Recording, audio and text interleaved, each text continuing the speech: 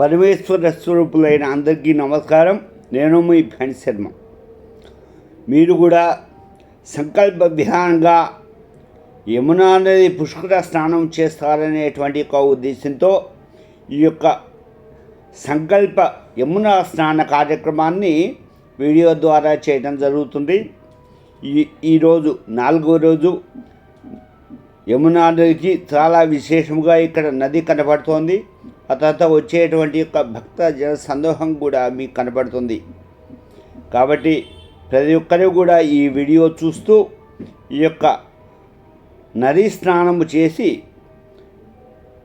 ఆ స్నాన ఫలితాన్ని మీరందరూ కూడా పొందుతారని ఆశిస్తున్నాను.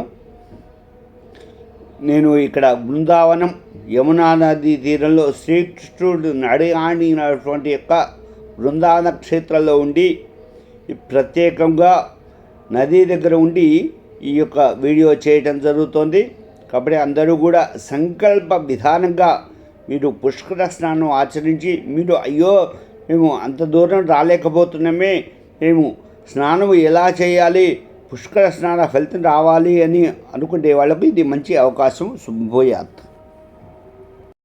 ఆచమనించేసిన తర్వాత శ్రీకృష్ణాయ నమః అని చెప్పుకొని ప్రాణాయామం చేసి మీ గోత్రము మీ పేర్లు చెప్పుకొని నేను సంకల్పం చెప్తున్నాను.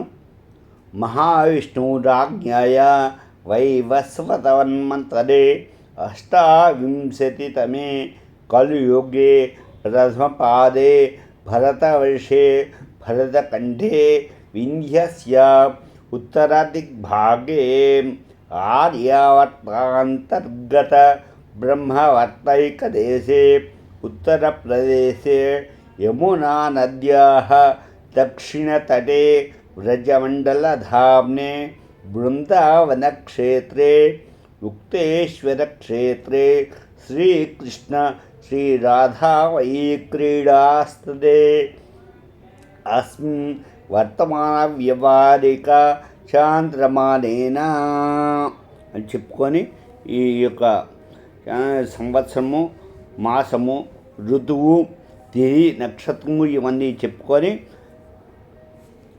యమునా నది సంకల్ప విధానాన స్నానమహం కరిష్యే అని మీరు చెప్పుకున్న తర్వాత వెళ్ళి స్నానం చేస్తున్నా కూడాను ఈ యొక్క యమునా నదిలో ఇక్కడికి వచ్చి స్నానం చేసినటువంటి యొక్క విశేషమైన ఫలితం కలుగుతుంది.